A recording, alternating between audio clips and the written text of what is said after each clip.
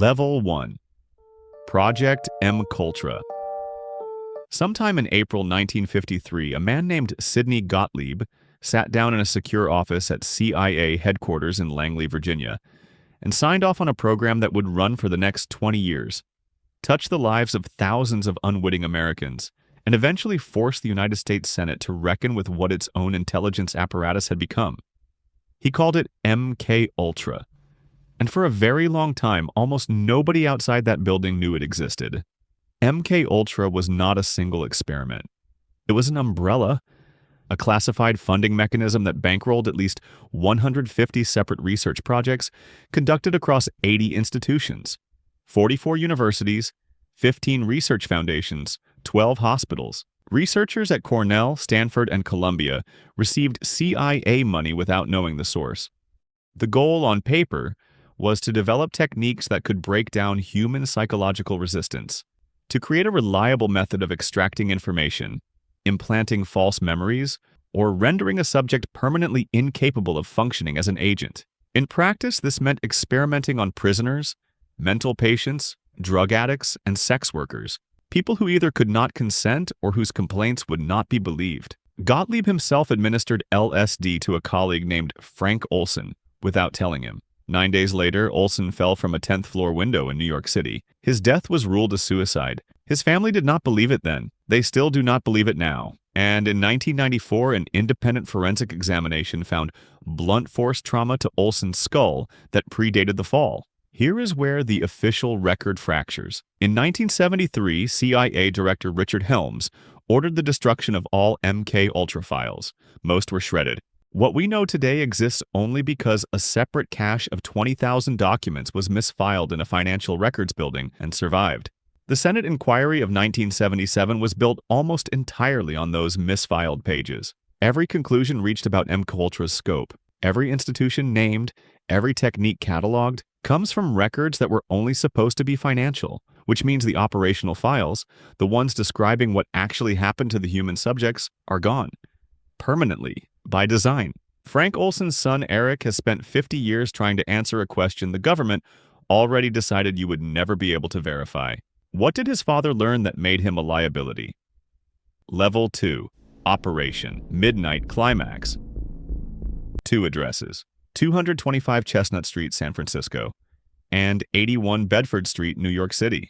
These were CIA-operated safe houses, and between 1954 and 1966, they functioned as something that reads less like a government program and more like a scenario from a very dark novel. Except every detail of it is in the Senate record. Operation Midnight Climax was a MKUltra subproject run by a narcotics officer named George White, who operated under the alias Morgan Hall. White recruited sex workers from San Francisco's Tenderloin district, paying them to bring clients to the safe houses. Those clients were then dosed with LSD, mescaline, and other hallucinogens without their knowledge, while CIA operatives watched from behind one-way mirrors. White decorated the rooms with Toulouse-Lautrec prints and Bordello-style furniture. He installed recording equipment. He kept logs. He filed reports. This ran for over a decade. White described the program in a letter to Gottlieb near the end of his life with a kind of nostalgic warmth that is genuinely difficult to process. "I toiled wholeheartedly in the vineyards," he wrote, "because it was fun, fun, fun. No subject who passed through those safe houses was ever notified. No one was ever compensated.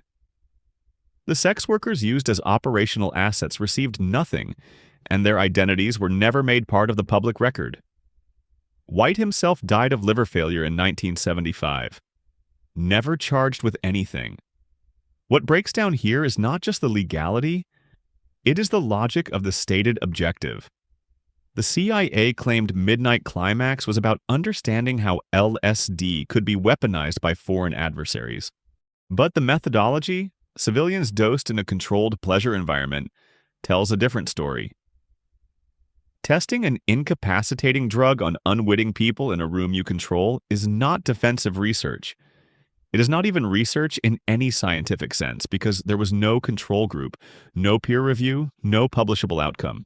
George White's logs were field notes for something that had no formal hypothesis. which raises a question the Senate never formally pursued. If there was no defensible scientific framework, what exactly were they learning to do? Level 3.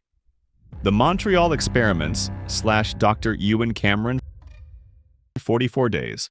That was the longest documented period a patient at Montreal's Allen Memorial Institute was kept in a state of continuous drug-induced sleep. 44 days unconscious, fed through a tube, with a looped audio recording playing through a pillow speaker directly beneath their head. A message repeated so many times that some patients later reported hearing it in their own voice, as if the thought had always been theirs. Dr. Ewen Cameron was, by any external measure, one of the most credentialed psychiatrists in North America. President of the American Psychiatric Association in 1952. President of the World Psychiatric Association in 1961. A legitimate clinical practice. Published research in mainstream journals.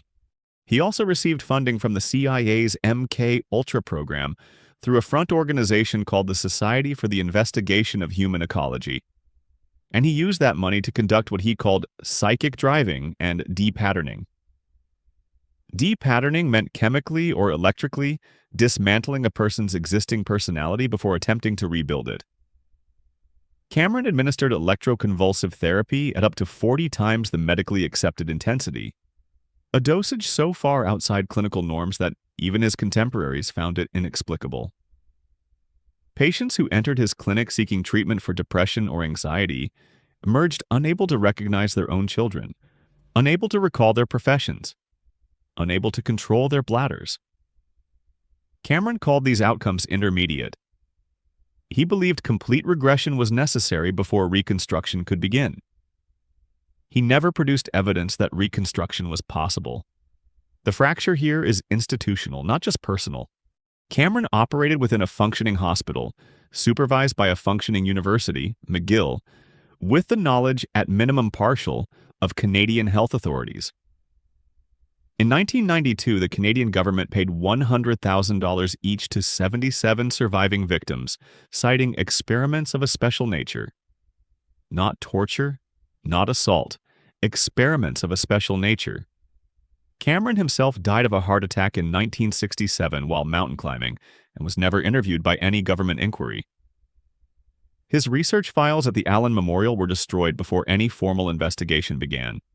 9 of his former patients who sued the CIA in 1988 were denied standing in U.S. courts because the statute of limitations had expired. The clock started running, the court decided, from the date of the experiments, not from the date the patients learned what had been done to them. Level 4. Project Artichoke. Before MKUltra had a name, there was Artichoke. And before Artichoke, there was something called Project Bluebird, which began in 1950 and was renamed in 1951, which is itself a small detail worth sitting with, because programs do not get renamed unless someone decides the original name carries too much information or too much risk. Project Artichoke was the CIA's operational interrogation research program, and unlike MKUlTRA, which was primarily a funding and research apparatus, Artichoke involved direct, hands-on interrogation of real subjects. Declassified documents from 1952 describe the program's core question with remarkable clinical precision. Can we get control of an individual to the point where he will do our bidding against his will, and even against fundamental laws of nature such as self-preservation? That sentence is in a government document, written by someone with a budget and a clearance and a secretary who typed it up and filed it. Artichoke combined hypnosis, sensory deprivation, stress positions, drug administration, primarily sodium pentothal and benzodrine used in alternating sequences, and what the documents refer to as special interrogation in field conditions. The program operated not just in the United States, but in overseas black sites, including locations in Germany and Japan, where former Axis scientists were among the consultants. One internal Artichoke memo explicitly references drawing on research conducted in Nazi concentration camps as a baseline for understanding extreme psychological stress responses. The CIA did not invent this from scratch. They imported a methodology and gave it a new bureaucratic architecture. Here is what the official story cannot fully account for. Artichoke documents describe creating what they called Manchurian candidate-style subjects, individuals who could be programmed to carry out an action and then forget they had done it. One 1954 document describes a successful demonstration in which a subject was hypnotically induced to attempt an action she would normally find morally repugnant, and upon waking retained no memory of the instruction or the act. That document exists. It is unclassified. It sits in the National Security Archive. And yet no one named in it was ever asked in any public forum whether the demonstration described was replicated at operational scale. Artichoke was officially folded into MKULTRA in 1953. Whether folded means ended or absorbed, the available record does not resolve that. Level 5. The Church Committee and Operation Often. Most of what you have heard in this video became public through a single legislative event. The Church Committee, formerly the Senate Select Committee to study governmental operations with respect to intelligence activities, which convened in 1975 under Senator Frank Church of Idaho. This is the capstone. Not because it ended anything, but because of what it inadvertently revealed about the distance between what gets admitted and what actually happened.